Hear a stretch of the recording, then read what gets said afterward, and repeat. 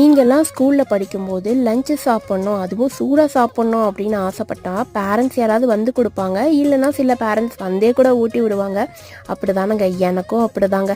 ஆனால் இங்கே அமெரிக்காவில் என் பையன் படிக்கிற ஸ்கூல்லலாம் பார்த்தீங்கன்னா தண்ணி மறந்துட்டு போயிட்டா கூட பேரண்ட்ஸோ யாருமே வந்து கொடுக்கக்கூடாது. அதுக்காக ஸ்கூலில் தண்ணியே கிடைக்காதான்னு கேட்டிங்கன்னா இல்லைங்க, ஸ்கூலில் எல்லாமே கிடைக்குங்க.